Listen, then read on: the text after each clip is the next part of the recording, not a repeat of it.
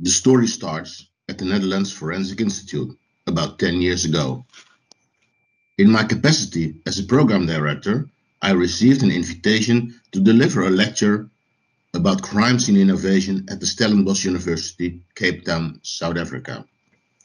So I took my suitcase and traveled to Cape Town, delivered my lecture. After my lecture, a lady came up to me and she asked me whether I had thought about using forensic science in the combat against wildlife crime. I answered her, no, I didn't. Then she invited me to pay a visit to the Southern African Wildlife College in the Kruger Park. I accepted her invitation and traveled to the Kruger Park at the Southern African Wildlife College. I didn't know what to expect.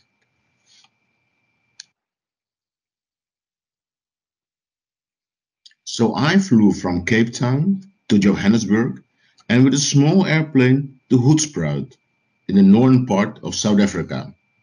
A ranger picked me up and delivered me at the college. I was surprised when I received the college in the middle of the Kruger Park, a huge complex with many facilities and a campus. They train annually hundreds of students from Africa and Asia.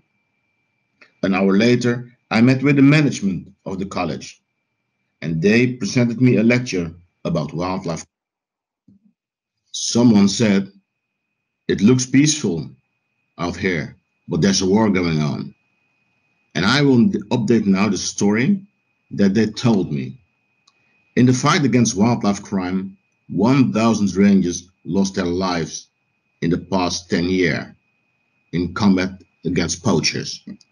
The turnover in wildlife crime is about $25 billion annually. 350 million animals are poached every year, from butterflies to birds up to the big five. If you look at this sheet, the scale of wildlife crime, it says every 5 minutes a pangolin is poached in the wild. Every 15 minutes an elephant is killed for its ivory. Every 15 hours a rhino is poached for its horn. There are less than 4,000 tigers left in the wild. Unbelievable, stunning numbers, unbelievable. Wildlife crime is, after drugs, arms, money laundering, and human trafficking, one of the biggest forms of organized crime. Asian syndicates pay poor Africans to poach animals for traditional medicine and status.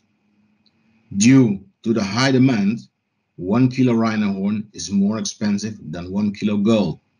Abalones, these are sea snails living on the shore of South Africa, are exchanged for cocaine. Wildlife crimes disrupt African economies and biodiversity. If we don't take immediate action, we will lose the fight against wildlife crime. In 20 years' time, there won't be no animal left in the African region. The syndicates are highly organized. The poachers cross the border from Mozambique to South Africa and enter the Kruger Park. Then they have a few challenges. Man-eaters, for example, lions. They know where the poachers cross the border and see them as a quick and easy prey. Further in the park, they meet with rangers and pay them for information where in the park the rhinos are. Then they travel further into the park and put up their tent and await the full moon. Then they attack the rhinos. They kill them and saw off their horns. In a hurry, they leave the park. On their way back, they meet rangers again, but this time it's a firefight. While heading to the airport of Mozambique, they use a route, and again with man-eaters. The routes lead to the airport, and they passed bright police officers and customs officers. They catch the first flight to Hanoi. And within 84 hours, after the killing of the rhino, the horn is on the markets of Hanoi. But there's more to the story. Wildlife crime supports all other forms of organized crime. This is the story. Wildlife crime has a low priority within the police. So the routes of the smugglers are not controlled by them. This means that drugs and arms smugglers use the same routes for trafficking of their criminal goods. After the lecture, I was highly surprised and needed some time to process what I had heard. Actually, I couldn't believe it. Maybe I was arrogant, because in my career as a policy advisor to the National Prosecutor Office in the Netherlands, combating serious organized crime, I never heard about this form of crime. I could not believe it. That night, I was laying in my bed in the lodge at the campus of the college, still processing what I had heard. Later that night, a helicopter flew over several times. There must be something going on.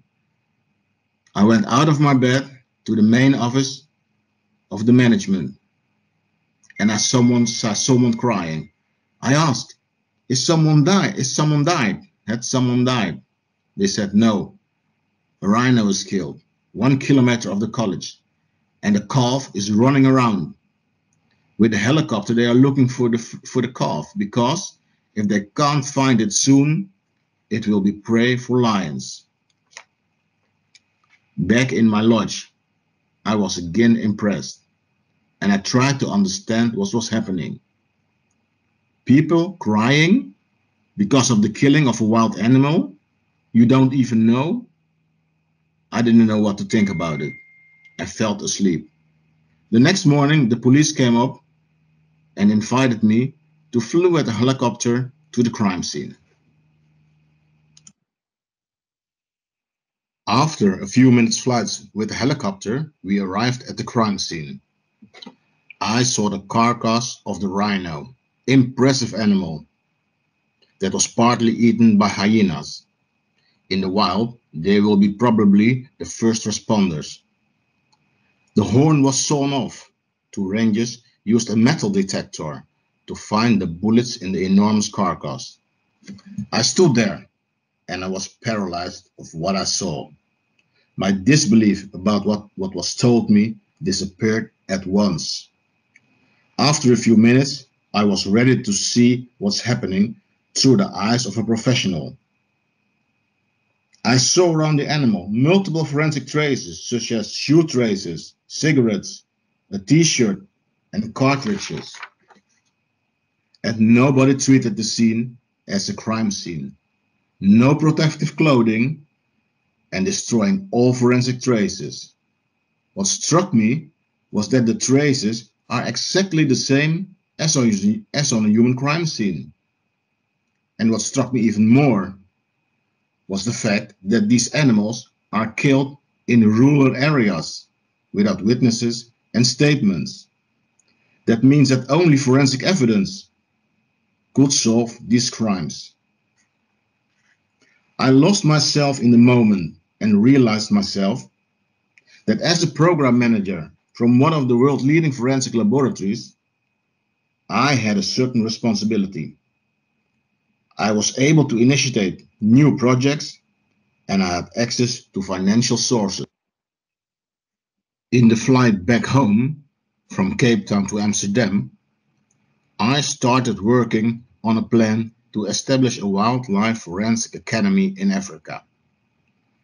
But before I wanted to propose this, I needed data. We needed data. Thus, our forensic methods and techniques are applicable on wildlife crime scenes. Via my network, I found €800,000 for a pilot. Highly trained forensic experts from the Netherlands Forensic Institute will train 400 wildlife rangers in Botswana. The idea was to collect data to prove that existing forensic techniques are suitable for a wildlife crime scene. The pilot was a huge success, and I brought the plan forward to build an academy to the European Commission and the UNODC. The establishment of the academy was supported, and I received a grant from €6 million from the European Commission to establish the academy.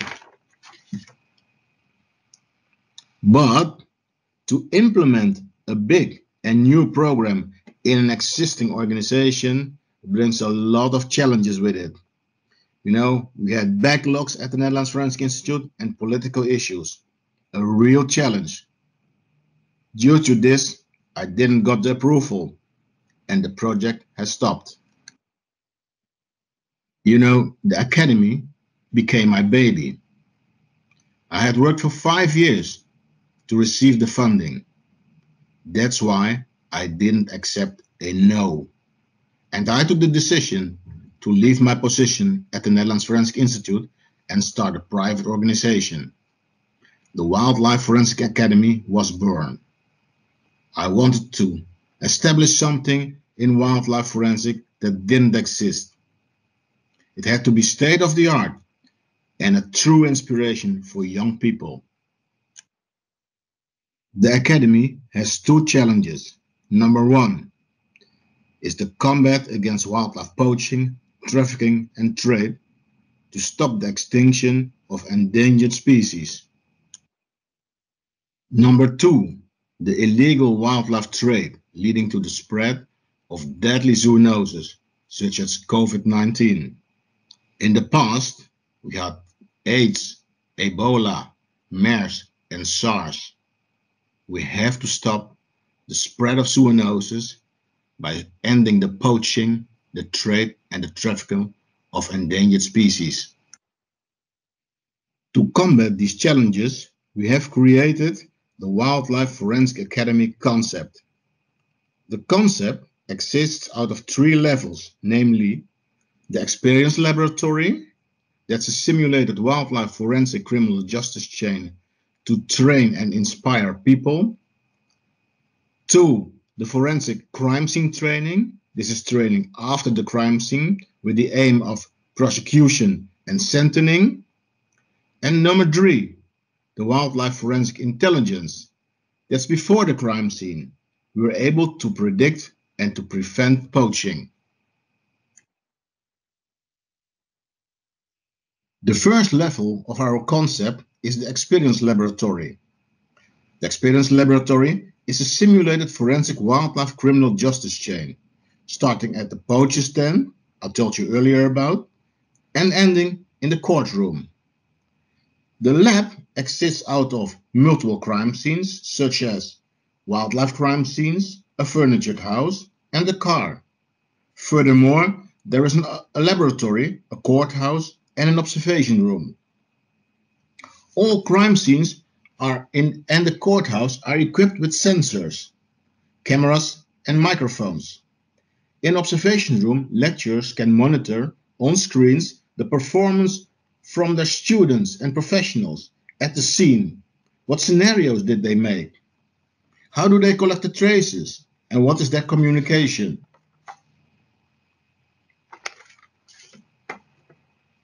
From the crime scene, we can walk into the lab and examine a trace. In the courthouse, we do courthouse training, where people will understand what the value of forensic traces in a court of law. The Experience Laboratory is enormously inspiring. It's fun and it's learning by experiencing. In the Experience Lab, we close the gap between the crime scene, the lab, the prosecution, and the courthouse. Students start to understand the different roles and values. The Experience Laboratory is as well a good tool to educate rangers and police officers who are illiterate. On this sheet, you'll see the different elements of the Experience Laboratory. Take a moment and get inspired. The second level of our concept is wildlife forensic crime scene training. such as crime scene management, detection and collection and analysis of traces, forensic photography, scenario development, analysis, or courtroom training. Just like your regular forensic training. The difference is that we will challenge you to think in another context. You have to create another scenario. The first responder is not anymore the ambulance service, but perhaps a vulture or an hyena. The third level of our concept is wildlife forensic intelligence. We want to predict and prevent poaching. It's not our goal to examine wildlife crime scenes with dead animals. We want to prevent the killing of wildlife. This knowledge and technology comes as well from human forensic domain. We have digitized our lives. For example, my finances, medical information, agenda, and mobility are in data. If we capture all this data, we can find patterns in my behavior. If we can interpret the patterns, we can predict behavior of an individual and possibly prevent criminal actions. The same goes for wildlife forensic intelligence. With sensor and satellite technology, data science and algorithms, we are able to detect animal and human presence and behavior in a certain area. Now we are able to predict behavior and prevent poaching. On this sheet you see how it works. We provide all rangers with an app. With the app they provide all data regarding crime scenes such as the place, the time, the circumstances, the animal, and they make pictures. All data will be stored in a database. At the same time, satellites and sensors register all movements in the area. For example, cars, persons, animals, and cell phones. At the event of a wildlife crime, we examine the scene. In this scene, we see a rhino and its calf. We collect traces like shoe prints, cartridges, and cigarettes. Like I told you earlier, it is a rural area. There are no witness statements. With this collected evidence, we can't build a scenario. But we can look at the database and the intelligence from the Ranger app. We find data from numerous crime scenes, and maybe we can find the modus operandi from a group of poachers that's active in the area. In the database from the sensors and satellites, we find more intelligence that makes it possible to connect an identity to the crime scene, such as data from the cell phones, persons, cars that were in the area. The Wildlife Forensic Academy concept, with experience laboratory, wildlife forensic training after the crime scene, and forensic intelligence, makes the Academy unique in the world.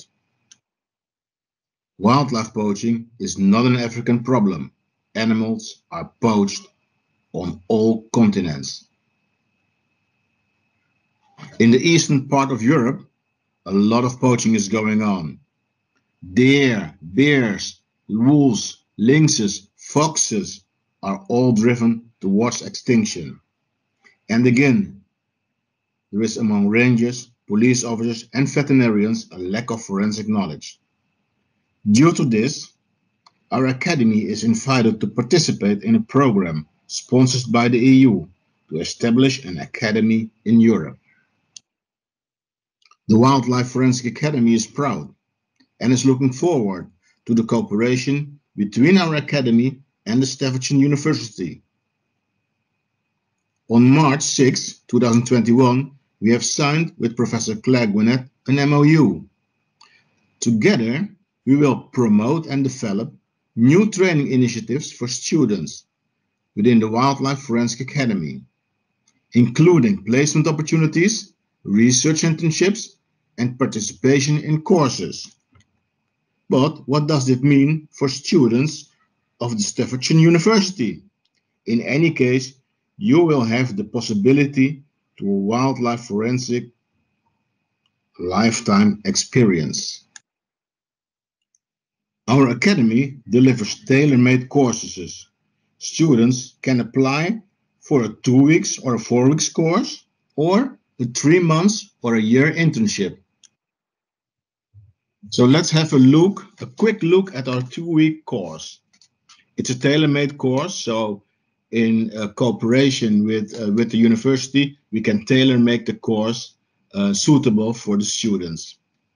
We always have a FISA assistant, and if necessary, we guide students to financial support. Later, I will tell you more about this.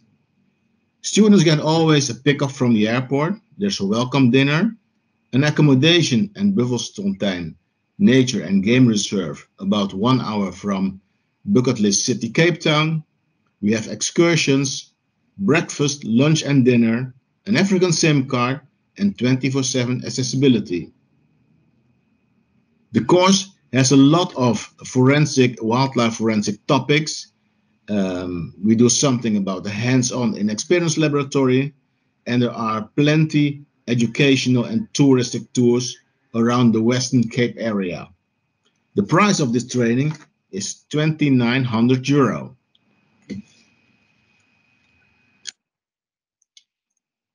Okay, something about the financial support. If students can't get a grant via the university, they have a second chance via the Van Heda project. The Van Heda project is specialized in fundraising for students. Then there is a third option. Based on the MOU with the university, the academy is willing to give a discount for students that could not use the 2 earlier options. The academy is based in the Western Cape of South Africa. This has several reasons. Students don't have to get malaria tablets. It is the safest part of South Africa. In the Western Cape, we can as well pay attention to the marine life poaching, and we are not isolated and can enjoy the beautiful city of Cape Town. The academy is established at Buffelsfontein Nature and Game Reserve, 1 hour from Cape Town. The student lodge is on a hill and oversees the Atlantic Ocean. You will be surrounded by wildlife. These are some images of the student lodge. A few months ago, Greg Simpson, my business partner, and myself were working on the terrain, and we get visited by this beautiful giraffe. A wonderful experience. I thank you for your attention, and I'm looking forward to meet you at our academy in South Africa.